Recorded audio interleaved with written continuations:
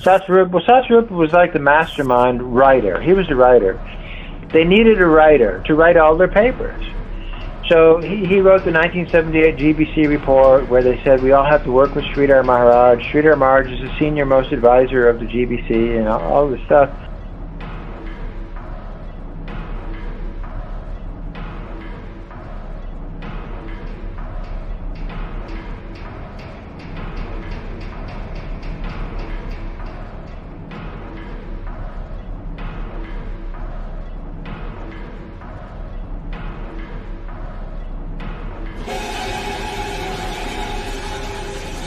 Hansaduta told me a story where they were all in a room and they were all discussing this whole thing. And Ramachar says, I'm going to L.A., I'm going to initiate people. And Bhagavan says, I'm going to Paris. And Satsvarupa stood up and said, hold on, you can't do that. We got to all have the same answer to the same questions. We got to have this together. We need to spend a week getting this all organized or it's going to fall apart. If you give a different answer than this guy gives, then right away people are going to see there's a problem.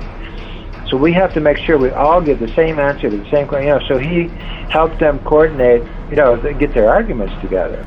He's the writer.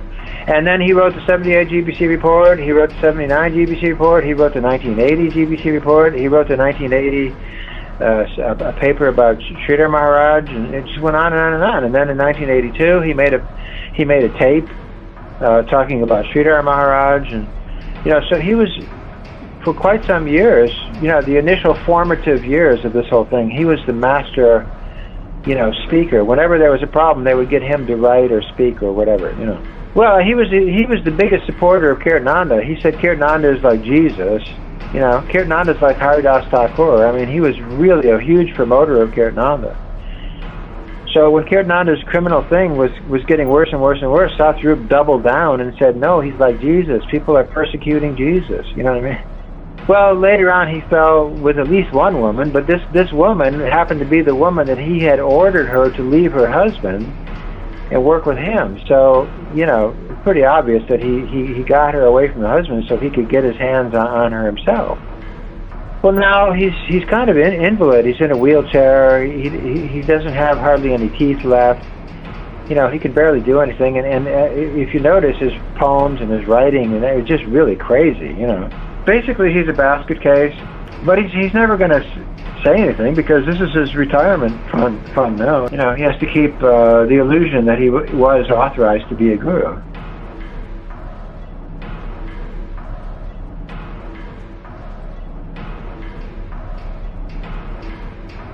Bold as she was, she placed his hands on her breast. She then kissed him, and placed her tongue in his mouth. His tongue also entered hers. She embraced him and, by now, he had a half erection. Raja Das sat down and combed his genitals. He didn't want to stick his genital into some well-formed beauty star. He wanted Sandy. And he had heard from a godbrother who worked as a physical therapist that a man could even have sexual intercourse with a paraplegic. It's not just a sticking in of a penis into a vagina, it's the being together in the touching and the embracing that lead up to the mechanics and the orgasm.